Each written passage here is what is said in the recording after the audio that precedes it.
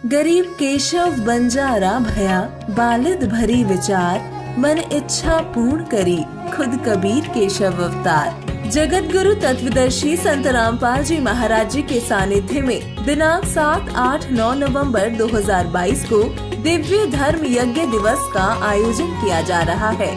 इस भव्य कार्यक्रम का सीधा प्रसारण 9 नवंबर 2022 को सुबह 9 बजे से साधना टीवी और पॉपकॉर्न टीवी पर प्रसारित होगा।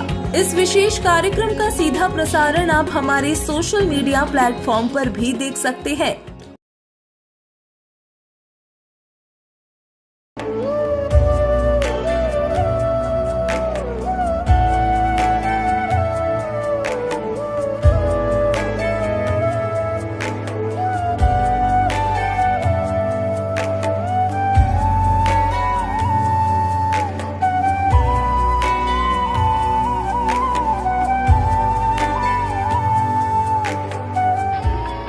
प्रभु राम देव भगवान अल्लाह खुदा ईश आदि नाम एक ही शक्ति के हैं। वो कैसा है, कहां है, कैसे मिलता है, किसने देखा है? ये प्रश्नवाचक चिन्ह पूर्ण रूप से हटाने के लिए अवश्य सुनिए जगत गुरु तत्वदर्शी संत रामपाल जी महाराज के अमृत वचन, सर्व पवित्र धर्मों के पवित्र शास्त्रों के आधार पर। गरीबदास साहिब जी जो परमात्मा से परिचित हुए, आदरणीय गरीबदास साहिब जी गांव छुड़ानी जिला झज्जर वाले, परमात्मा स्वयं आकर उनको सतलोक लेकर गए थे कबीर जी, और अपनी सतीथि और समर्थता से अन्य भगवानों की सतीथि और उनके सामर्थ्य से परिचित करा करके उनको वापस छोड़ा था शरीर में। तब गरीबदास साहिब जी ने कहा था कि तुम कौन राम का जपते जापम, और ताते कटे ना तुमरे तीनों तापम। तुम किन भगवानों की भक्ति कर रहे हो जिनसे तुम्हारे 3 ताप भी नहीं कट सकते? तो हम उसी प्रसंग पर आते हैं कि जैसे किसी के पैर में कांटा लगा हो, जूता तभी पहनेगा जब वो कांटा निकल जाए। अब जैसे किसी को किसी प्रकार का कोई कष्ट आया हुआ घर पे, शरीर पे, और उसको कोई ये कहे कि ये तो तेरे प्रारब्ध में लिखा है, कष्ट तो तुझे भोगना ही पड़ेगा, ले ये मंत्र या जाप, ये भक्ति कर ले, भविष्य में दुख नहीं होगा, वो भक्ति नहीं कर सकता, कहने की बातें हैं। और फिर परमात्मा दया करे, जैसे ये मंत्र हम देते हैं कि इस मंत्र के जाप करने से तुम्हारे कांटे निकलेंगे, तो कांटे निकालने के लिए प्रयत्न करना पड़ता है, चाहे थोड़ा बहुत कष्ट भी हो जावे। कांटा निकला सुख हुआ, तो जो विधि दास बताएगा इससे आपके प्रारब्ध के पाप भी नाश होंगे, और आपके संचित कर्म जो ढेर लगा रखा है आपका, असंख्य जन्मों के पहाड़ जितने संचित कर्म आपके पड़े हैं पाप, उनका भी नाश करेंगे। ये वो साधना दास आपको देगा जो भगवान ने बताई आकर के। क्या बताया है कि बिन साहेब की बंदगी कहीं ठोर ठिकाना ना, तुम कौन राम का जपते जापम, ताते कटे ना तुमरे तीनों तापम। तो यहां बताया है एकम शरणम वर्ज, उस परम अक्षर की शरण में जाने से, उसकी भक्ति करने से आपको फिर वो ठोर ठिकाना मिलेगा, आपको शाश्वत स्थान मिलेगा, जहां जाने के बाद साधक फिर लौटकर कभी संसार में नहीं आते। अब यहाँ इन अन्य तत्व ज्ञानहीन ऋषि महर्षि गुरुओं ने, कबीर पंथियों ने भी, सभी ने एक विधान बना रखा है अपनी अज्ञान सोच से सुनी सुनाई दंत कथा के आधार से कि सतलोक में कुछ नहीं है, प्रकाश ही प्रकाश है, चेतन ही चेतन है, और आत्मा वहां जाकर उसमें मिल जाती है, जैसे बूंद समंदर में उसी का रूप हो जाती है। एकाद चतुर प्राणी कहता है कि नहीं, आत्मा का अस्तित्व अलग है, बिंदु टाइप में उस प्रकाश में घूमती रहती है। तो इसके विषय में परमात्मा ने बताया है, कबीर जी ने, बिन देखे उस देश की बात कहते हैं कूर। इस तरह की जो बातें करते हैं उन्होंने वहां कुछ देखा ही नहीं है, सतलोक में वो गए ही नहीं है, झूठ बोलते हैं। सतलोक के अंदर ऐसी ही व्यवस्था है, वहाँ की धरती है, सफ़ेद धरती है, पारदर्शक बहुत तेजों में पृथ्वी है, सतलोक, अलखलोक, अगमलोक और उस अकय लोक की। वो चारों स्थान अमर हैं, वो कभी नाश में नहीं आते। तो उस अमर स्थान के 4 विभाजन, 4 डिवीजन हैं। एक अकय लोक, दूसरा अगमलोक, नीचे को तीसरा अलखलोक और ऊपर से नीचे को चौथा सतलोक।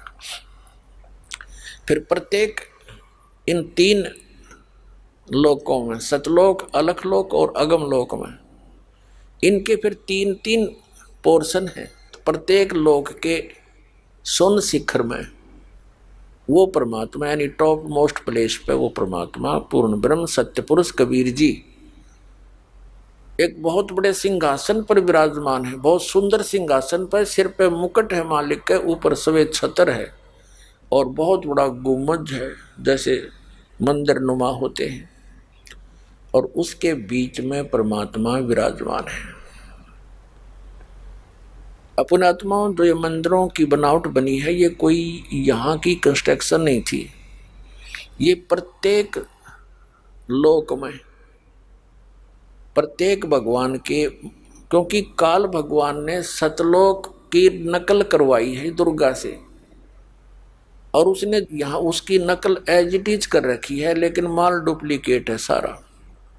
ये कच्चा शरीर है, बाग बगीचे नासवान है, यहाँ का जल व्यर्थ होने वाला, खराब होने वाला है। वहाँ की सब वस्तु पदार्थ ऐसे ही हैं, लेकिन वो अमर हैं। जैसे उसका एक एग्जाम्पल, एक उसका जो सैंपल सतलोक के पदार्थों में से एक सैंपल है गंगा दरिया। गंगा दरिया का जो जल है ये सतलोक से आया है, और ये कभी किन्हीं परिस्थितियों में खराब नहीं होता। साइंटिस्टों ने सिर मार लिया, चुप हो गए, लास्ट में इसकी करके सारी अन्वेषण। बोलो ये जल ऐसा क्यों है, एक ही स्थान से आ रहा है, और भी दरिया हैं? तो कहने का भाव ये है कि एक सैंपल है उस सतलोक के पदार्थों का। ऐसे वहाँ दूधों की दरिया बहती हैं, ऐसे ही वहाँ जल है, सदाबहार बाग बगीचे हैं, हमारे परिवार हैं। आप जी के वहाँ जहाँ आप रहते थे बहुत बड़े बड़े द्वीप, एक एक आत्मा के परिवार के बड़े बड़े सुंदर महल बने हुए हैं, और जो सुख वहाँ था वो यहाँ हो ही नहीं सकता किसी भी स्थिति में। यहाँ के ब्रह्मलोक में भी नहीं है वो सुख। तो उस सुख की खोज में जिसको हम छोड़कर आए हैं, हम उसी दिन से लग गए थे। इस काल भगवान ने हमारे ऊपर, बुद्धि पर ऐसा पर्दा डाल दिया, इसने अपने 3 पुत्रों को दुर्गा से संयोग से उत्पन्न किया। दुर्गा इस काल भगवान की पत्नी है, 21 ब्रह्मांड का यो मालिक है। इसको ज्योत स्वरूपी निरंजन भी कहते हैं, इसको ब्रह्म भी कहते हैं, और इसको सरपुरुष भी कहते हैं। तो इसने अपने सुनियोजित षड्यंत्र के तहत, जहां ये एक ब्रह्मांड के ऊपरले हिस्से में रहता है, ये भी ऐसे सुन शिखर में, प्रत्येक ब्रह्मांड के सुन में रहता है बिल्कुल लास्ट में, और वहाँ एक ऐसा गुप्त स्थान बना रखा है, 3 स्थान बना रखे हैं, एक रजोगुण प्रधान, एक सतोगुण प्रधान, एक तमोगुण प्रधान। और जब ये रजोगुण प्रधान क्षेत्र में अपनी पत्नी दुर्गा को साथ लेकर रहता है, तो वो वहां पर ये पंचानन बन जाता है, 5 मुख धारण कर लेता है, अपनी पत्नी दुर्गा को वहां सावित्री रूप में रखता है। इनके संयोग से जो पुत्र उत्पन्न होता है, तब तक वो वहीं रहते हैं उसी क्षेत्र में। तो वो रजोगुण युक्त हो जाता है वो बच्चा, और उसके अंदर वो गुण भरे जाते हैं। उसके अंदर से एक ऐसी रेज निकलती है जैसे मिर्च के अंदर से झलझलाहट निकलता है। उसके बाद उस बालक को कोमा में रखते हैं कि तुम्हारे इस षड्यंत्र का इनको पता ना लग जावे। उसके बाद ये दूसरे क्षेत्र में चले जाते हैं, जो सतोगुण प्रधान क्षेत्र होता है, वहां ये विष्णु रूप धारण कर लेता है, और अपनी पत्नी दुर्गा जी को ये लक्ष्मी रूप में साथ लेकर रहता है। इनके संयोग से जो पुत्र उत्पन्न होता है वो ऑटोमेटिकली सतोगुण युक्त हो जाता है। और इसको भी जन्म होने के बाद वहीं पर रखते हैं उसी क्षेत्र में, और वहीं पर इसकी परवरिश जारी रखते हैं, इसको कोमा में रखते हैं, अचेत रखते हैं। उसके बाद फिर ये तमोगुण प्रधान क्षेत्र में चले जाते हैं दोनों पति पत्नी, दुर्गा और ये ज्योति निरंजन काल। तो वहां पर भी ये शिव रूप धारण कर लेता है, जैसा आप देखते हो चित्रों में, और दुर्गा को पार्वती रूप में रखता है। इन दोनों के संयोग से जो पुत्र उत्पन्न होता है उन्हीं के आकार का बन जाता है, जिस जिस स्थान पर ये जिस रूप में रहते हैं, और फिर वो तमोगुण युक्त हो जाता है। इन तीनों को कोमा में रखते हैं। जब ये युवा हो जाते हैं तो तीनों को अलग अलग स्थानों पर रखकर सचेत करके इनको इकट्ठा कर देते हैं। फिर इनको कुछ भी ज्ञान नहीं होता हम कहाँ से आए हैं, कौन हमारा जनक है।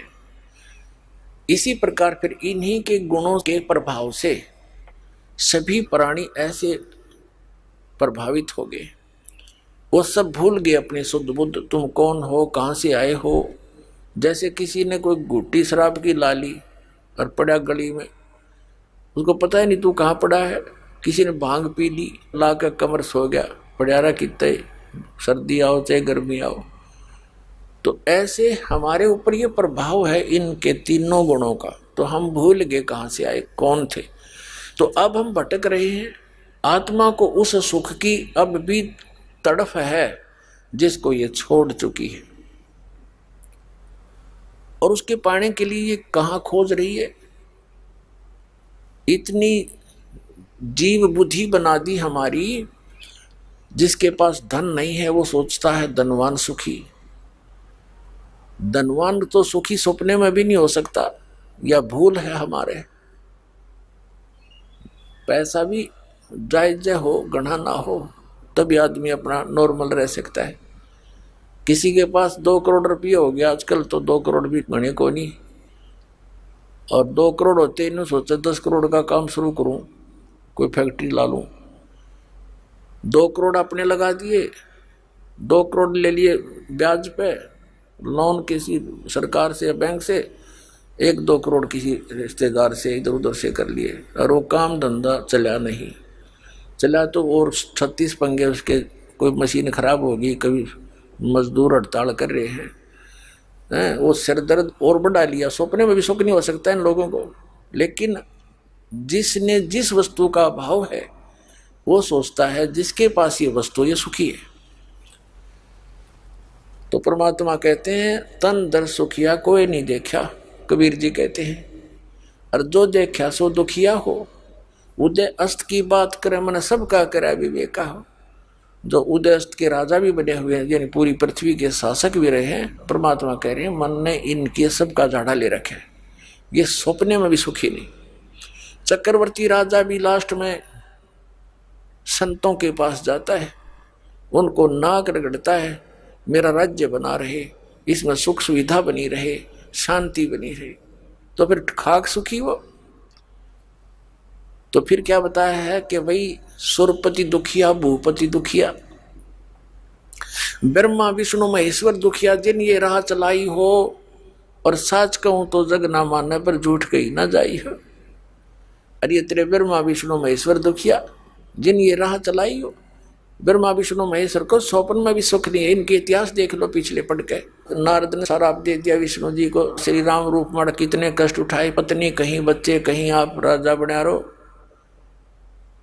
खाक राजा जिसकी बालक कहीं दुखी हो रहे, बैठा राजा बना, स्वप्न में सुख नहीं हो सकता।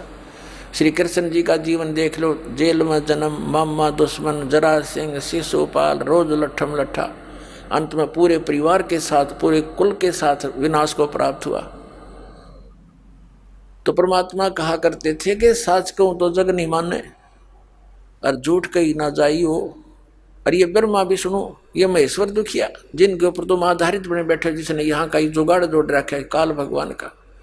क्योंकि इस काल भगवान जो ब्रह्मा विष्णु महेश का पिता है, यहाँ का मालिक है, यहाँ का राम है, इसको श्राप लगा हुआ है 1 लाख मानव शरीरधारी प्राणियों के सूक्ष्म शरीर को तपतशिला पर भून कर इससे निकले गंध को खाता है। जीव मरता नहीं, उसके लिए इसने अपने तीनों पुत्रों की ड्यूटी ला रखी है। इस ब्रह्मा जी के रजोगुण से प्रेरित होकर के, जीव के बस का नहीं है, और यह संतानों उत्पत्ति करता है और इतना प्रेशर बना देता है इस प्राणी के अंदर, ये अंधा बन जाता है, ना जाने कितने जुल्म भी कर डालता है। और फिर यहाँ के राजपाट के ठाठ, यहाँ की जो सुविधाएं, एसी ला लूँ, कोठी बना लूँ, कार खरीद लूँ, ये वैभव, ये रजोगुण के प्रभाव से इसके अंदर एक विशेष प्रेरणा बनती है। फिर सतोगुण के आधार से श्री विष्णु जी से निकल रहे सतोगुण के कारण हम यहाँ मोह ममता, आपस में भाई बहन का प्रेम, माता पिता से लगाव, पति पत्नी का प्रेम, संपत्ति से मोह, पोते पोतियां में ममता, यानी ये जो जुगाड़ है ये सबसे जबरदस्त है और इससे हम यहाँ टिके रहते हैं। ये सतिथि बोल रहे हैं यहाँ की, यह सतिथि है इनकी। और तीसरा तमोगुण आपको पता ही है, थोड़ा सा प्रतिकूल काम होते हैं, मित्र से प्यारे से लड़ पड़ते हैं, पिता पुत्र का लठबाज जा, और फिर संहार करने की ड्यूटी शिव भगवान की है, तमोगुण की है, हमारा संहार करता। यानी श्री रजगुण ब्रह्मा जी से सबकी उत्पत्ति होती है, इसलिए इसको कहते हैं सृष्टि का कर्ता। ये खाक सृष्टि का करता है। जब इसका जन्म हुआ, कमल के फूल पर बैठा था ब्रह्मा जी, और ये अपने पुत्र नारद को बता रहा है कि बेटा, जब मेरी उत्पत्ति हुई मैं कमल के फूल पर बैठा था और मुझे नहीं मालूम मैं कहाँ से उत्पन्न हो गया। प्रजापिता ब्रह्मा, प्रजापिता तो परमेश्वर है, सतपुरुष। तो उस परमात्मा के उपमात्मक और उनसे ही प्रेरित होकर के इन यहाँ के बच्चों के, ऋषियों के, भगवानों के नाम रखे गए। जैसे विष्णु पूर्ण परमात्मा का नाम है, उपमात्मक, सबका पालक वही है। और ब्रह्मा का अर्थ होता है सबका रचयिता। तो ब्रह्मा भी परमात्मा पूर्ण ब्रह्म ही है। ये तो नाम वैसे रखे जैसे सेंटर का भी मंत्री होता है, गृह मंत्री केंद्र का यानी भारत सरकार का, और एक राज्य का भी मंत्री होता है गृह मंत्री, तो उसमें कितना अंतर होता है। तो ऐसे ही नाम वैसे ही रखे हैं, इनकी शक्ति में बहुत अंतर है। तो कहने का भाव ये है कि इस काल भगवान को श्राप लगा हुआ है। ये ब्रह्मा विष्णु महेश इसके पुत्र हैं, ये नासवान हैं, समय आने पर इनकी मृत्यु होती है, सीमा है इनकी। और फिर नए ब्रह्मा विष्णु महेश ये पुत्र तैयार करके रखता है, निर्धारित समय है इनका। इनके मरते ही युवा पुत्र को उस पद पर बैठा देता है, उसकी फिर वह आयु फिक्स होती है। फिर वो ब्रह्मा विष्णु महेश जीव संज्ञा में आ जाते हैं, अन्य योनियों को प्राप्त करते हैं और ऐसे ही आपकी तरह फिर भटकते रहते हैं। तो क्या बताते हैं परमात्मा के तन धर सुखिया कोई न देखा, जो देखा सो दुखिया हो। उदय अस्त की बात करे मन सबका किया विवेका हो। घाटे बाद सब जग दुखिया के घर ही बैरागी हो। और सुखदेव ने दुख के डर से गर्भ में माया त्यागी हो। सच कहूं तो जग नहीं माने, झूठ कही ना जाई हो। ये ब्रह्मा विष्णु ये महेश भी दुखिया, जिन ये राह चलाई हो। भगवान शिव जी का देख लो इतिहास, भस्मागिरी ने क्या जुल्म किया इनके साथ। इन्हीं के द्वार के आगे भक्ति करने लगा, उल्टा सिर करके नीचे को सिर ऊपर को पैर करके 12 वर्ष खड़ा रहा। पार्वती की प्रार्थना से शिव ने कहा कि ठीक मांग भाई, के मांगे, के मांग गया। शिव जी की मौत मांग ली कि कड़ा दे दे, भस्म कड़ा। भस्म कड़े के अंदर ये शक्ति थी कि जिसके सिर के ऊपर रखकर ये कह दे भस्म, वो नष्ट मर जाता था। और वो भस्मागिरी क्या उद्देश्य लेकर भक्ति कर रहा था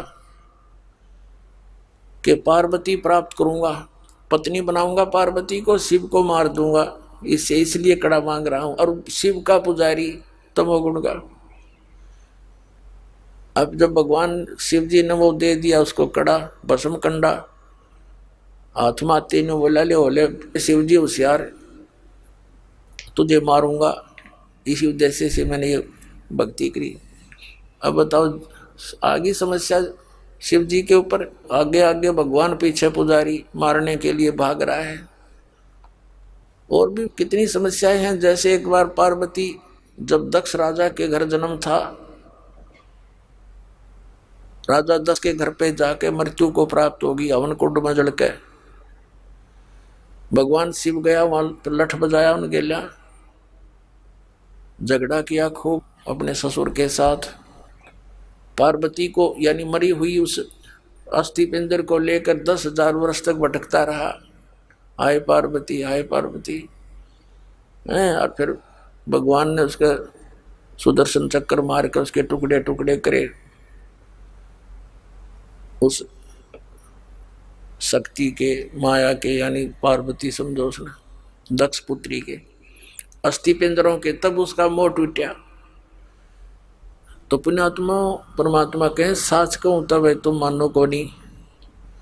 इसी सच कहने के कारण परमात्मा के साथ कितने जुल्म किए थे, उन करवाए थे उन नकली गुरु महर्षियों ने। तो परमात्मा कहा करते थे कि भी यहां सुख नहीं मेरे बच्चों, जिस सुख की तुम्हें खोज है, तलाश है, चाह है, वो जंतर मंत्र मेरे पास है, वो विधि मेरे पास है, मुझसे वो ग्रहण करो, मेरी मर्यादा में रहो, तुम्हें वहां भेज दूंगा जहां जाने के बाद फिर लौट कर कभी संसार में नहीं आते। लेकिन हमने परमात्मा की बात मानी नहीं, क्योंकि हम अज्ञान से परिपूर्ण कर दिए गए थे इस काल के दूतों द्वारा। आगे परमात्मा क्या कहते हैं कि सुरपति दुखिया, भूपति दुखिया, और रंक दुखी बपरीती हो, कह कबीर और सब दुखिया, एक संत सुखी मन जीती हो। अब परमात्मा ने निष्कर्ष निकाल दिया सारे अपने ज्ञान का कि बिना तो सुरपति सुखी, सुरपति माने देवताओं का मालिक राजा इंद्र। अब हम यहां एक सरपंच बन जाते हैं, चेयरमैन बन जाते हैं, मेंबर ऑफ पार्लियामेंट बन जाते हैं, या एमएलए बन जाते हैं, मंत्री, मुख्यमंत्री, प्रधानमंत्री, राष्ट्रपति बन जाते हैं एक छोटे से टुकड़े का। तो हम ये सोच बैठते पता नहीं हमने क्या पा लिया। कुछ भी नहीं पा लिया। आपने तो अपना जीवन नाश कर लिया जब भक्ति नहीं करते तो, या भक्ति नहीं कर रहे तो पूर्व जन्म की वो पूंजी जो आप लेकर आए थे, धन श्वासों का, मनुष्य जीवन के श्वासों का, उसका नाश कर दिया और ये खाक उपलब्धि कर ली। और एक पल का चैन नहीं। मुख्यमंत्री की देख लो इतिहास सारे दिन, प्रधानमंत्री का देख लो, एक पल का चैन नहीं इनको। हमने दिखे बड़े सुखी। तो पुण्यात्माओं, यदि भक्ति करनी है, इन संसारिक चोचला तो अपने दूर हटना पड़ेगा। एक का काम होगा। परमात्मा कहते हैं पिया चावे प्रेम रस, राख्या चावे मान, एक म्यान में दो खड़ग, कदे देखी सुनी न कान। यदि तू प्रेम रस पीना चाहता है, यानी परमात्मा पाना चाहता है, सतलोक जाना चाहता है, और साथ में यहाँ की मान बढ़ाई ये बकवादों को भी चाहता है, तो कभी नहीं होगा। ठीक है, जैसा करोगे वैसा मिल जाएगा, लेकिन जिस उद्देश्य के लिए दास प्रयत्न कर रहा है और भगवान ने आके किया था, उससे आप फिर वंचित रह जाओगे। तो यहाँ संसारिक सोच लागना हमने कभी सपने में भी नहीं देखा है। कहते इंद्र दा राज काग दा बेष्टा। हमने तो कहते इंद्र स्वर्ग का राज्य भी काग की बीट टट्टी समझनी पड़ेगी जब हम सतलोक जा सकेंगे। और जिस सुख की प्राप्ति के लिए राजाओं ने राज त्याग दिए और हम उस राज के पीछे घूम रहे, तो हम भक्त नहीं है, हम भक्ति नहीं चाहते, बकवाद चाहते। तो दास आपको आज के सत्संग के माध्यम से यही संदेश देना चाहता है कि आप विद्यार्थी हैं पृथ्वी पर, आप मनुष्य हैं, मानव शरीर प्राप्त है बहन और भाइयों को। ये विद्यार्थी का काम यहां बकवादों में नहीं लगना, यहां सत भक्ति करके आपको यहां की किया हुआ वर्क डन इसका बेनिफिट उस क्षेत्र में मिलेगा जहां की तुम साधना ट्रेनिंग कर रहे हो। कोई इंजीनियरिंग कर रहा तो इंजीनियर लगेगा, डॉक्टरी कर रहा तो डॉक्टर लगेगा, और अन्य साधना कर रहा है, उसी के आधार से आगे उसको उस क्षेत्र में जॉब मिलेगी। तो आप जी वो साधना कर रहे हो, आप विद्यार्थी हो, आपको सतगुरु मिल गया है, तो वो साधना मिल गई है जो सतलोक में आपको सदा सुखी करेगी। वहां जाकर फिर वापस नहीं आना होगा और वहां आपका ऐसा ही व्यवस्था होगी। अब यहाँ का जो कति अस्थायी डुप्लीकेट जुगाड़ है आपका, लेकिन आपकी बुद्धि इस ज्ञान से उठेगी, इस ज्ञान से ही यहाँ के इन सुखों से हटेगी, और तब हम ऊपर चलेंगे, सतलोक जा सकेंगे। तो जैसे दास कह रहा था कि ब्रह्मा विष्णु महेश की जो गुण हैं ये आपको प्रभावित कर रहे हैं, आपके बस की बात नहीं। जिस किसी ने भांग पी रखी है या शराब पी रखी है तो उसके बस की बात नहीं। अब वो जो गतिविधि कर रहा ऐसे ही करेगा, उसकी एंटीबायोटिक गोली टैबलेट दी जाएंगी, ट्रीटमेंट किया जाएगा, तो फिर वो उतर जाएगी भांग और शराब, फिर वो ठीक गतिविधि करेगा। तो अब जो परमात्मा दत्त ये ज्ञान है, कबीर भगवान द्वारा दिया गया जो ज्ञान है, इस मालिक की ये उनके मुख कमल से बोली वाणी है जो दास सुना रहा है स्पीकर की तरह। तो उस मालिक की वाणी में इतनी शक्ति है, ये बोली जा रही है, ये ज्ञान सुना जा रहा है, तो आपकी आत्मा के ऊपर जो वो नशा हो गया है वो हट जाएगा, कम हो जाएगा, समाप्त हो जाएगा, और फिर आपकी यहां से इच्छाएं हटेंगी, आप सीधे चलोगे। भांग उतरी, नशा उतरा, आदमी फिर तो ठीक बोलेगा, सब व्यवहार ठीक रखेगा। उस समय उसको मालूम नहीं तू माँ को गाली दे रहा है या पिता से बुरा बोल रहा है, कहाँ खड़ा है, कहीं नंगा पड़ा है। तो अब हम इस काल की भांगने पिए पड़े हैं। कबीर ये माया अटपटी सब गट आण अड़ी, और किस किस न समझाऊं या कुआ भांग पड़ी। तो ये परमात्मा का ज्ञान और ये भक्ति एंटीबायोटिक का काम करेगी। आपकी अब नशा उतरेगा भी, आप फड़कोगे एकदम, सचमुच क्या कर रहे हैं। पिछले इतिहास याद दिलाए जाते हैं कि यहां तो आप रह ही नहीं सकते। आप यहां देखो कितना आपके बच्चे हैं, परिवार है, माता है, पिता है, संपत्ति है, आप बिल्कुल सेट हुए बैठे हो और इस स्थिति इस भाव से रह रहे हो कि अभी अपना नंबर नहीं है। मृत्यु तो कभी कभी याद आती है जब सत्संग में या कोई आते हैं या कहीं कोई मर जाता है, 10 मिनट उसने लकड़ी डालन जावे हैं, तब थोड़ा सा न महसूस हो है भाई के ले गया यू, उल्टा मुंह होते चलो वो कोरोना, क्यों प्रेशर है इसके ऊपर, जीव के बस की बात नहीं। और याद रखे तो वो फिर के किला तोड़ेगा, याद रख के क्या कर सकता है, पेट लगा दिया करे बिना भरे नहीं। संसारिक इतनी मर्यादा बना दी कि ना करे तो फिर समाज में रह नहीं सकता। तो हमने काल के द्वारा हमारे ऊपर लादे हुए उस अननेसेसरी वेट को हमने पटक देना ही, रखना नहीं सिर पे। उसमें कौन कौन से हैं, ये बड़ी बड़ी कोठियां बनाना, 5-4 प्लॉट लेकर डाल देना इस आशा से कि घने हो जाएंगे और कल मृत्यु हो जाए, घने शर्मा मारेंगे हम। बच्चों को भी मार्ग पर लगावे, परमात्मा से जोड़ उसके बच्चों को आपका परम कर्तव्य बनता है। फिर मालिक आप रुखाड़ा होगा। कहते सिर सौंप्या गुरुदेव को, सफल होया ये शीस, नितानंद इस शीस पर आप बसे जगदीश। सिर सौंप्या गुरुदेव का, भगवान के निमित्त कर दिया, बच्चों को नाम दिवा दिया, सिर सौंप दिया, और कौन सा काट के थोड़ा ही चढ़ाना है, यानी अपने परमात्मा पर समर्पित हो जाना, उसमें एक ही भाव समझना।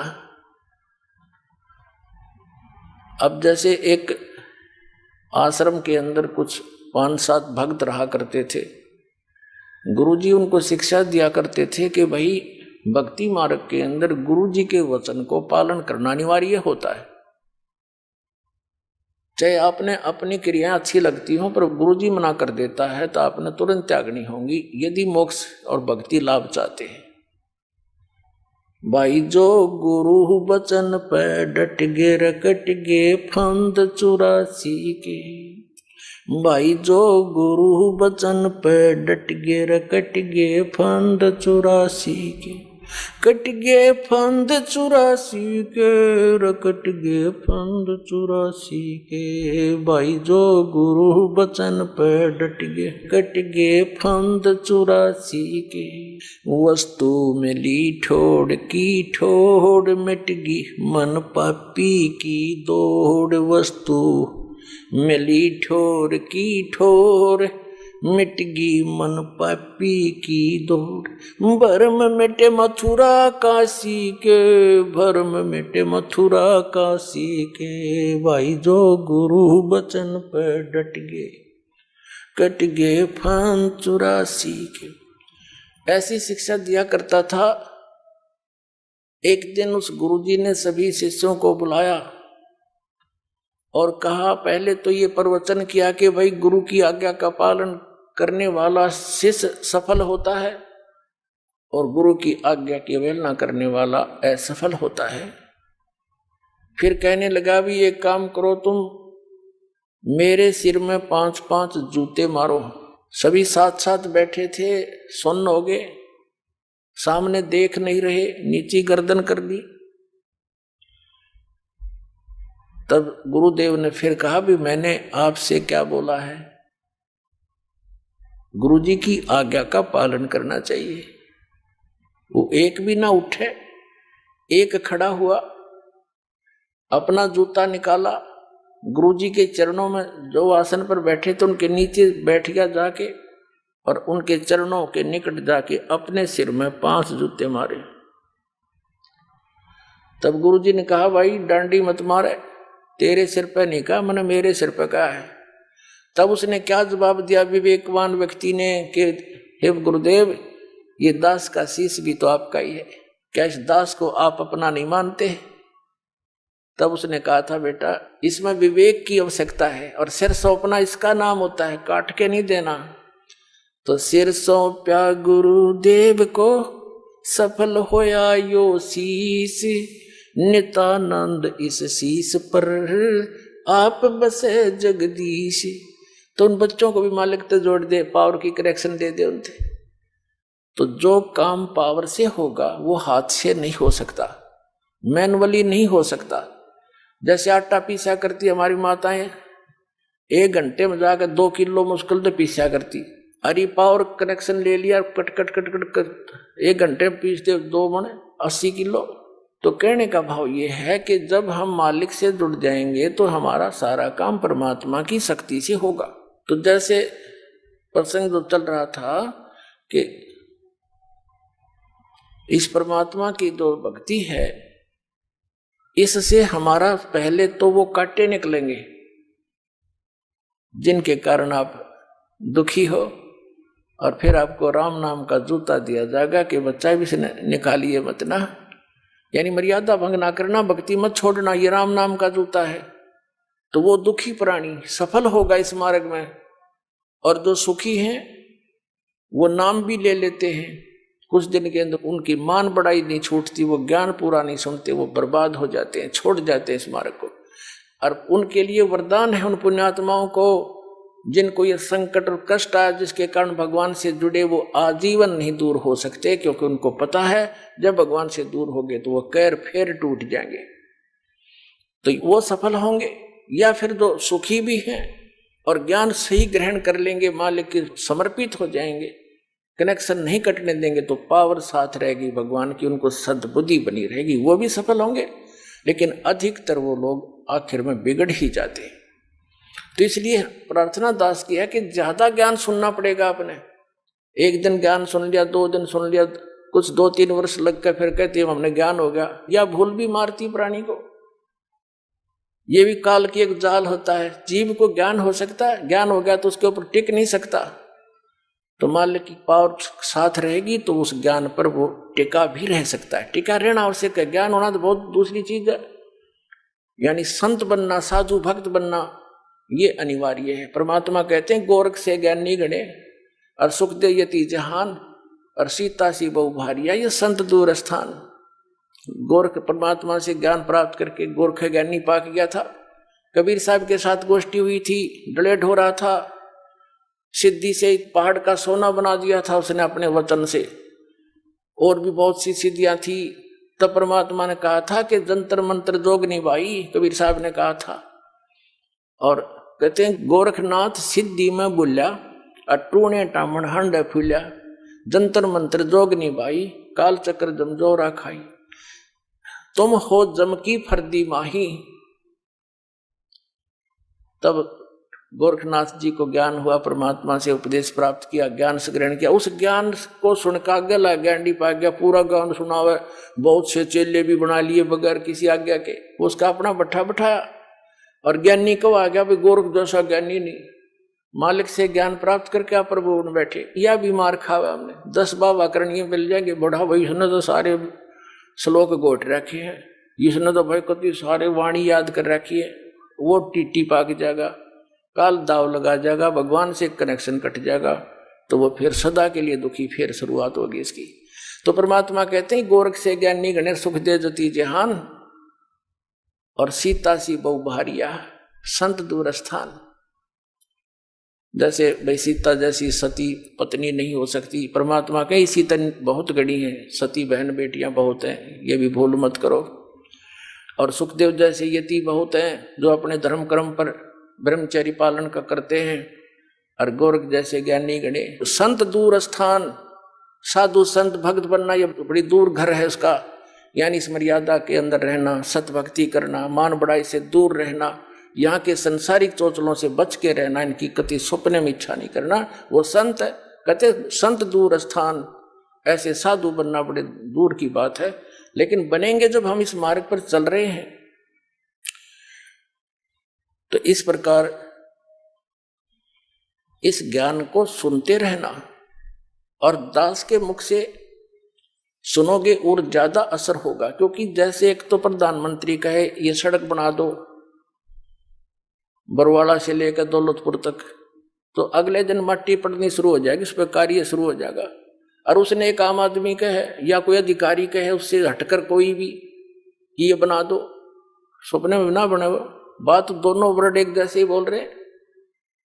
तो इसी प्रकार अधिकारी के वचन में जो शक्ति होती है, वो अन्य व्यक्ति चाहे कितना किसा दिखता हुआ अपने, वो उस काम को नहीं कर सकता। इसी भ्रम के निवारण के लिए परमात्मा ने सबसे पहले अचिंत से कहा था तू सृष्टि रच के देख ले। उसने अक्षर पुरुष की उत्पत्ति की, वो जाकर सो गया मानसरोवर में, अचिंत वहां बैठा, वो वहां सो रहा। अब सृष्टि रच खा के जब परमात्मा ने कहा था भाई तेरे को सबक सिखाया है और बाकी सतर्क हो जाते हैं, एक का चोट लाग जाए बाकी सारे बचा करे, और कहा था समर्थ का काम समर्थ ही कर सकता है, चुप करके बैठ जा अपना। तो उसके बाद अचिंत समझदार था, कान पकड़ दिया। औरों को भी ये हो गया कि बकवाद करने से कोई फायदा नहीं, मालिक तो मालिक ही होता है, तो समर्थ समर्थ ही होता है। और जिस समर्थ ने इस दास को अपना प्रतिनिधि बना के भेज दिया, तो इससे जो काम होगा वो आम से नहीं होगा, इस पृथ्वी पर ये सत्कर मान लिया।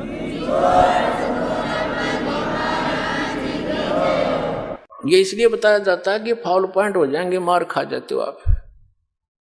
अब परमात्मा की वाणी है, परमात्मा के वचन है, दास सुना रहा है, ये अधिकारी बना रखे है, इसलिए सुना रहा है। ना तो मेरे के सिर में दर्द था, अपना भक्ति करूँ, माला फेरूँ, और गुरु जी के चरणों में बैठा अपना टाइम पास हो रहा था। आदेश हो गया धनिका के नाम दिया कर। नाम देना कोई बालकों का खेल नहीं है, ये तो सबका अपना वजन सिर पर रखने वाली बात है। जो अधिकारी नहीं है तो अब जैसे एक कोई अधिकारी है, वो कितने व्यक्तियों को अपने घर पर नौकरी दे सकता है, एक ना रोटे उस पर एक भी नौकर है। और वो गवर्नमेंट का अधिकारी है, गवर्नमेंट की तरफ से उसको आदेश है कि आप इतने क्लर्क भर्ती कर दो, इतने टीचर भर्ती कर दो, तो वो कितने भर्ती कर दे उसका जिम्मेवारी फिर गवर्नमेंट, उसके तो साइन होंगे, साइन करने की के पेन और इंक भी गवर्नमेंट की होती है, और उसके साइन से उन बच्चों को वो लाभ मिलता है और सरकार देती है। तो दास तो एक साइन करनिया बना रखा है, जो नाम देने वाला। और इस दास से साइन कराने के बाद, उपदेश लेने के बाद, वह सच्ची सरकार आपको लाभ देना शुरू कर देगी। उसी दिन से आपका फिर सफलता मिलेगी और नहीं कर सकता। तो अधिकारी के बिना कोई भी काम सफल नहीं होता। इन अनअधिकारियों ने तो बैठा रखा मानव समाज का, और भगवान आए थे, इन अनधिकारियों ने, गुरुओं ने, बकवाद करणिया ने परमात्मा तक हमें पहुंचने नहीं दिया। और अब भी ये आगे आडे अड़ रहे हैं, पर अब इनकी बसावे को नहीं किससे की। देख लेना, मालिक का वचन है भी ये कि अब कोई इसके आगे नहीं अड़ सकेगा, इस ज्ञान के आगे टिक नहीं सकेंगे। और ज्ञान सब ज्ञान डी, कबीर ज्ञान सो ज्ञान। और जैसे गोला तोब गायब करता चला मैदान। अब प्रसंग चल रहा है कि सुरपति दुखिया, भूपति दुखिया, और रंक दुखी बपरीती हो। कहे कबीर और सब दुखिया, एक संत सुखी मन जीती हो। अब सुरपति दुखिया यानी पूरे देवताओं का भी राजा, और पृथ्वी का तो गिनती नहीं, पृथ्वी का तो कोई राज ही नहीं उसकी तुलना में। और पूरी भूपति माने पूरी पृथ्वी का राजा दुखिया। और रंक दुखी बपरीती हो, रंक भी दुखी, गरीब तो दुखी है, ये स्वाभाविक, उसको तो सबको पता हो, तो सारे कष्ट उसके ऊपर, गरीब के ऊपर। और जब वो भक्ति से जुड़ जाता है, मालिक की शरण में आ जाता है, सत भक्ति करता है, तो फिर वो रंक भी और वो राजा भी एक स्कूल के बालक, एक क्लास के विद्यार्थी हो जाते हैं, और दोनों को समांतर लाभ मिलना शुरू हो जाता है। लेकिन परमात्मा कहते हैं कि संत सुखी मन जीती हो। अब नाम लेने के बाद हमने अपने मन को जीती बनना पड़ेगा। कैसे जीतेंगे? बात वहीं आती है जो गुरु वचन पर डट गए कट गए फंद 84 के।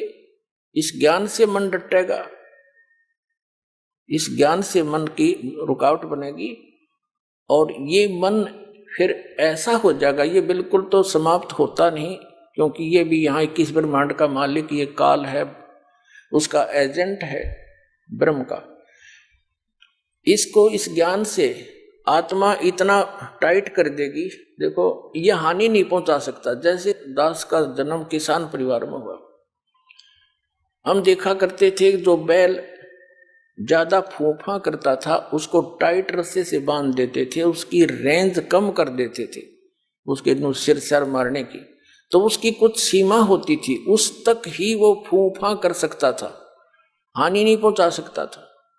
तो इसी प्रकार इस मन रूपी इस बैल को जो हानि पहुंचाता है, इसको इतना टाइट बांध देंगे हम, इस ज्ञान से इतना टाइट बंध जाएगा ये कि हानि नहीं पहुंचा पाएगा। आत्मा तुरंत एकदम सतर्क हो जाएगी। अब तो मन इसको मूर्ख बना रहा है, तेरा नो नुकसान हो जाएगा, फलाने ने ये कोठी बना ली, उसने ऐसा बना लिया। इस आत्मा के सारे ही आगे चलता है। ये इसके ये समझ लो जैसे जिसकी टांग ना हो वो सपोर्ट से चलता है। तो काल जो है ये मन बिना पैरों का है, ये आत्मा के पैरों को प्रयोग करता है। जब आत्मा को ज्ञान हो जाएगी, उठे को नहीं, ये चल सकता नहीं इससे आगे। तो इस प्रकार ये मन जीता जाएगा। जैसे आगे गए ना बावड़े, रहते भी सब जाही, बिन साहेब की बंदगी कहीं ठोर ठिकाना नहीं। अब परमात्मा क्या बताते हैं? जैसे मोती ओस का ऐसी तेरी आव, गरीब दास करो बंदगी, बहोर न ऐसा दाव। जैसे मोती ओस का, सुबह आप देखते हो रात को ओस गिरती है पत्तों पर, कांटों पर, ओस के बिंदु से, पानी के बिंदु से लटक रहे होते हैं। सूर्य के प्रकाश से उनमें इतनी चमक लगती है जैसे मोती लटक रहे हों, और 2 घंटे के बाद उनका नामो निशान नहीं मिलता, खत्म हो गए। तो यहां परमात्मा कहते हैं तुम्हारा यहां जीवन उस कांटे पर लटकी हुई ओस के जल के तुल्य है। जैसे मोती ओस का, ऐसी तेरी आव, गरीब दास कर बंदगी, बहुरनी ऐसा दाव। ये मानव शरीर और ऐसे समय में जो परमात्मा ने अब ये बैन उठा दिया भक्ति से, वो ज्ञान जो गुप्त रखा हुआ था अब उसको खोलने का, अब उसके बच्चों तक पहुंचाने का आदेश दे दिया। तो इस समय में मनुष्य जीवन ये एक दाव है, आपका दाव लगा है। तो परमात्मा समझाने की चेष्टा करते हैं, ये संसार समझदा नाही, कहंदा श्याम दोपहरे नू, गरीब दास ये वक्त जात है, रोवोगे इस पैरे नू।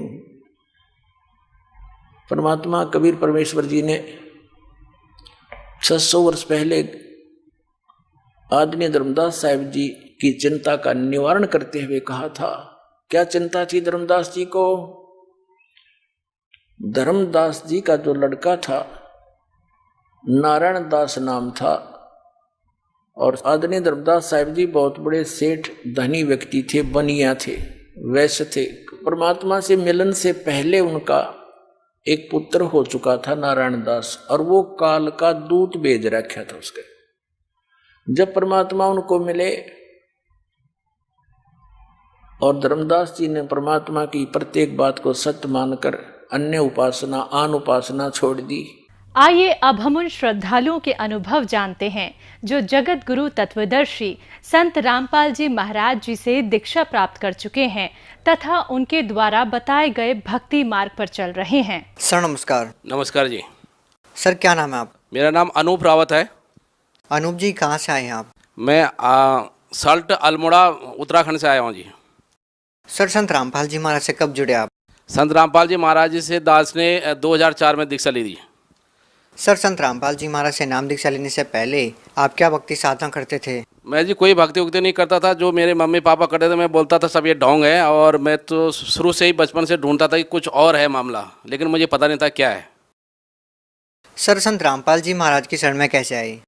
मैं दिल्ली में नौकरी करता था, तो विन केबल पे परमात्मा मतलब संत रामपाल जी महाराज जी का सत्संग आता था 2-2.5 घंटे, 5 बजे से 7 बजे 7:30 बजे तक आता था। मैंने वो सत्संग देखा। उससे पहले भी मैं कई और गुरुओं के सत्संग देखता रहता था, लेकिन वो उनको देखा मैंने कि वो नाटक जैसे कर रहे हैं, कोई अपनी वाणी का दिखा रहा है, कोई ड्रामा कर रहा है, कोई कुछ कर रहा है। लेकिन संत रामपाल जी महाराज जी का जो सत्संग आता था उसमें संत रामपाल जी महाराज वेदों को, गीता को और पुराणों को दिखाते थे कि ऐसा ऐसा है और इसमें इस भक्ति उस परमात्मा की भक्ति करनी चाहिए थी। तो उसके बाद मैंने वो देखा, 2 साल तक लगातार 2002 से 2004 तक मैंने वो सत्संग देखा। पूरा मैंने एनालिसिस करा, और एनालिसिस करने के बाद वेदों में, गीता में, सभी शास्त्रों में प्रमाणित, इवन और भी जो उन्हें दिखाए, बाइबल दिखाया, उसके बाद गुरु ग्रंथ साहिब दिखाया, उनमें भी प्रमाण आया कि परमात्मा एक ही है और वो कबीर है। तो फिर मैंने डिसाइडेड करा कि ठीक है, मुझे उनको गुरु बनाना चाहिए, और मैं उनके पास रोहतक क्रोथा में गुरु बनाने के लिए चले गया। सर आज के दिन जो लोग भक्ति करते हैं वो किसी न किसी लाभ प्राप्त करने के लिए भक्ति करते हैं, जैसे आध्यात्मिक, भौतिक या मानसिक लाभ प्राप्त करने के लिए वो भक्ति करते हैं। तो सर आपने संत रामपाल जी महाराज से नाम दीक्षा क्यों ली?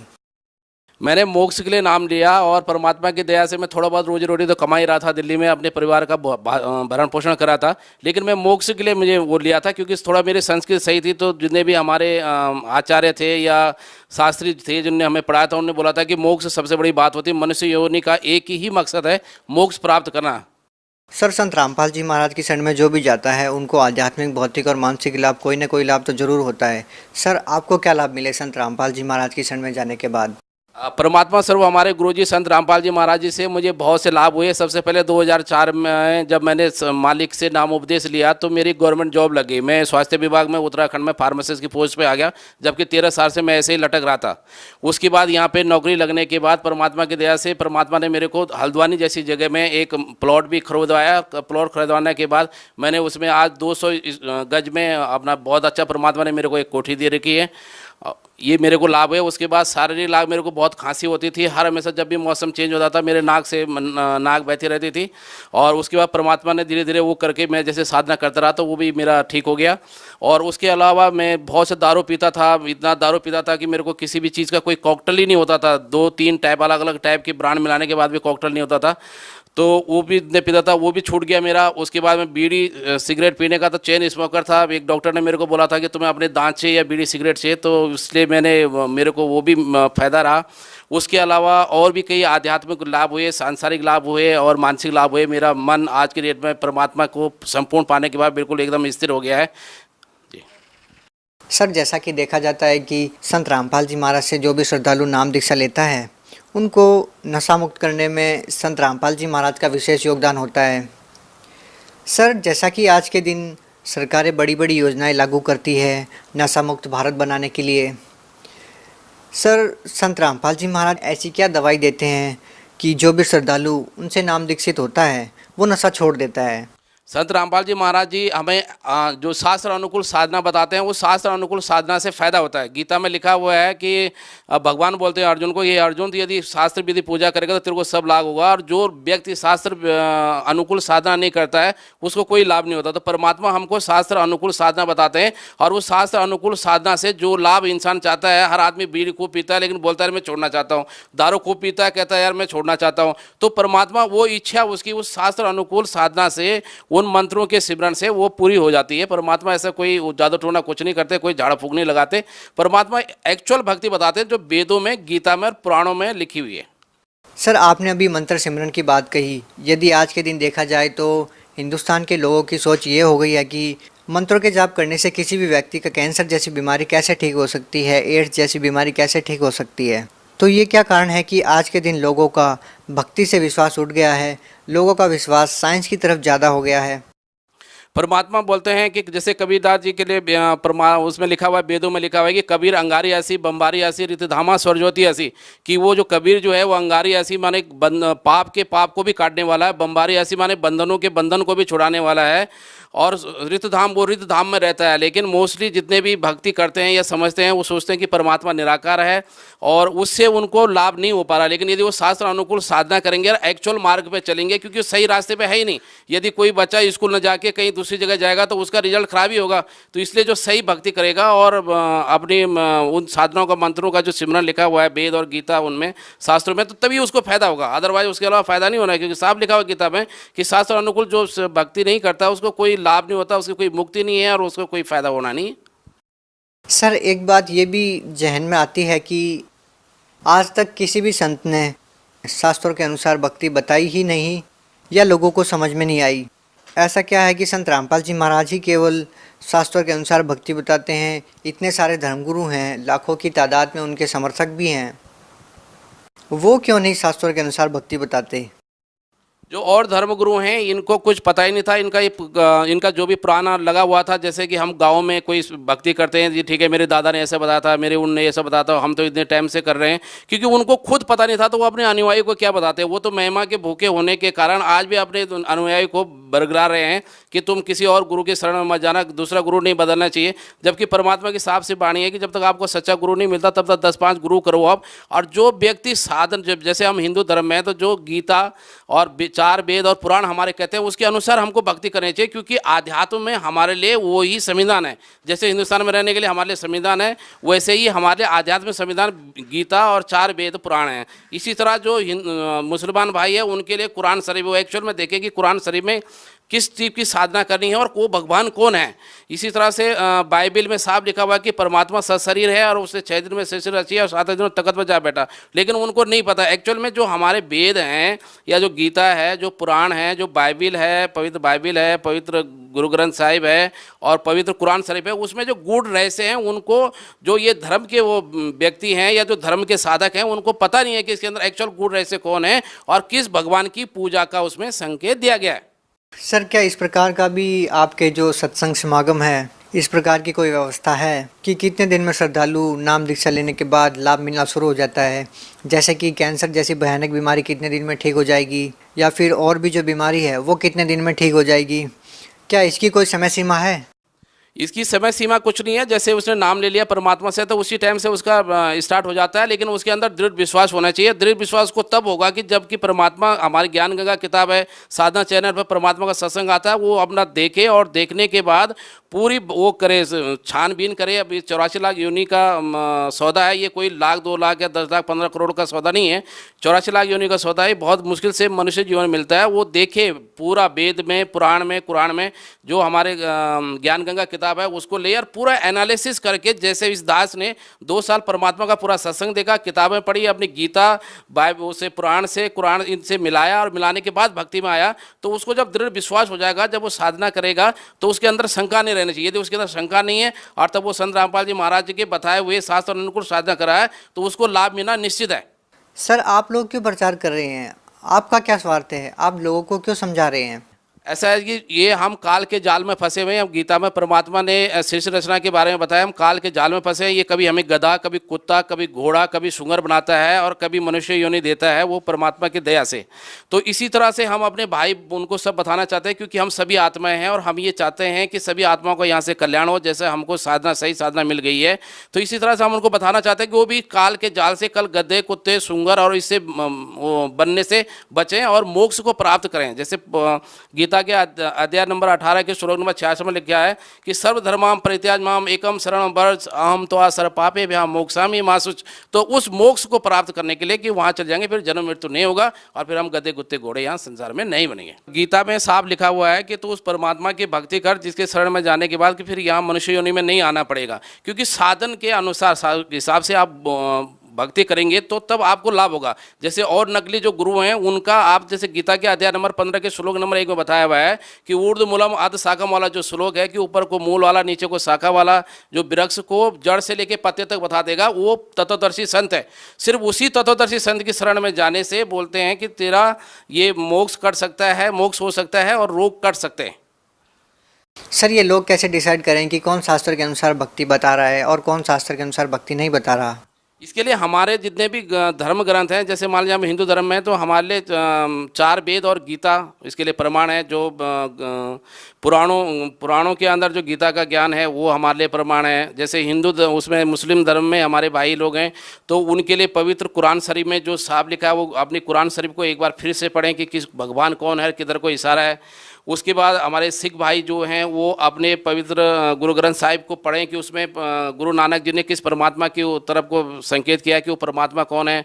उसके बाद ऐसे ही बाइबल में वो समझें कि वो परमात्मा कौन है और कैसे आता है और कैसे उसके लक्षण होते हैं, तो उस लक्षण से उसमें साफ बताया तो उससे उसको परमात्मा मिल सकता है। ये आडंबर से या मनमुखी साधना से या जो लोक वेद के हिसाब से ऐसा कुछ नहीं होगा, देखा देखी से, शास्त्र के प्रमाण से ही वो आगे अपनी मुक्ति पा सकता है। सर, भगत समाज को क्या संदेश देना चाहेंगे? ये दास भगत समाज को ये देना चाहता है कि भवनाम जन्मानाम अंते ज्ञानवान माम परपते वासुदेव सर्वमति सहमात्मा सुदुर्लभे। इसमें गीता में साफ कहा है कि बहुत बहुत जन्मों के अंत में मनुष्य जन्म मिलता है और उसके बाद भी मेरे जो ज्ञानी आत्मा होता है, जो कि ज्ञान को समझता है या कलेक्ट करता है पूरे अपने जीवन के लिए कि कैसे मोक्ष होगा, ज्ञानी आत्मा मुझे जानता है कि मैं कौन हूँ। और वासुदेव सर्वमति सहमात्मा सुदुर्लभे कि वो सच्चिदानंद घन ब्रह्म ही सब कुछ है, जिसने जो कि देवों के ऊपर भी देव है, यानी वासुदेव है, देवों के भी ऊपर देव है, उसको पहचानने वाला संत बहुत दुर्लभ होता है। सोचिए, पहले मनुष्य जीवन ही बहुत दुर्लभ है और उसके बाद उस संत का मिलना बहुत दुर्लभ है। तो इसलिए आपके लिए सबसे बड़ा सुनहरा परमात्मा की दया से, संत रामपाल जी महाराज की दया से बहुत अच्छा अवसर है कि आपको वो संत आया हुआ है जो कि उस परमात्मा को बता रहा है कि वो कबीर है और उसकी पूजा करने से, उसकी शास्त्र अनुसार साधना करने से आप मोक्ष प्राप्त कर सकते हो। ये मेरा आपके लिए संदेश है। सर, संत रामपाल जी महाराज के आदेश अनुसार हिंदुस्तान में जगह जगह नामदान सेंटर खोले गए हैं, जहां पे लाखों की संख्या में श्रद्धालु संत रामपाल जी महाराज से जुड़ रहे हैं। यदि बात करें उत्तराखंड की, तो उत्तराखंड में संत रामपाल जी महाराज से जुड़ने के लिए कौन कौन से स्थान है जहां पर जाकर के श्रद्धालु संत रामपाल जी महाराज से नाम दीक्षा प्राप्त कर सकते हैं? परमात्मा स्वरूप हमारे सदगुरु रामपाल जी महाराज जी की दया से हमारे पास रुड़की में एक नामदान केंद्र है, देहरादून में नामदान केंद्र है, श्रीनगर गढ़वाल में हमारे पास नामदान केंद्र है, और बागेश्वर बेटा में हमारे पास एक नामदान केंद्र है। उसके बाद हल्द्वानी में एक नामदान केंद्र है और काशीपुर में एक नामदान केंद्र है। इसके अलावा भी जो भक्त कहीं और बाहर के हैं, जैसे टीवी पे हमारा सत्संग परमात्मा का सत्संग चलता है संत रामपाल जी महाराज जी का, उसके नीचे एक पीली पट्टी आती है, उसके अंदर जो भी नंबर ले होते हैं उन नंबर पर आप फ़ोन करके अपनी जगह का नामदान केंद्र और दीक्षा केंद्र आप जान सकते हैं, उससे आप जानकारी प्राप्त कर सकते हैं। और साथ में मुफ्त में यदि आपको ज्ञान गंगा चाहिए, आपके पास अभी तक ज्ञान गंगा नहीं पहुंची है, तो वो आप ले सकते हैं। जी बहुत बहुत धन्यवाद सर साहब जी।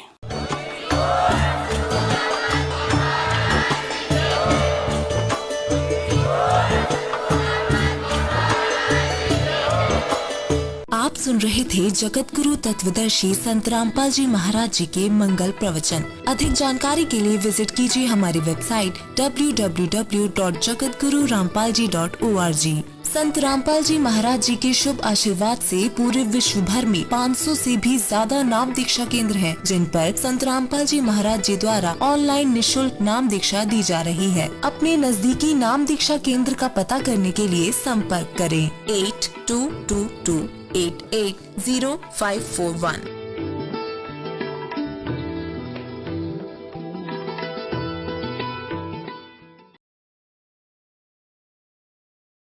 गरीब केशव बंजारा भया, बालिद भरी विचार, मन इच्छा पूर्ण करी, खुद कबीर केशव अवतार। जगत गुरु तत्वदर्शी संत रामपाल जी महाराज जी के सानिध्य में दिनांक 7, 8, 9 नवंबर 2022 को दिव्य धर्म यज्ञ दिवस का आयोजन किया जा रहा है। इस भव्य कार्यक्रम का सीधा प्रसारण 9 नवंबर 2022 को सुबह 9 बजे से साधना टीवी और पॉपकॉर्न टीवी पर प्रसारित होगा। इस विशेष कार्यक्रम का सीधा प्रसारण आप हमारे सोशल मीडिया प्लेटफॉर्म पर भी देख सकते हैं।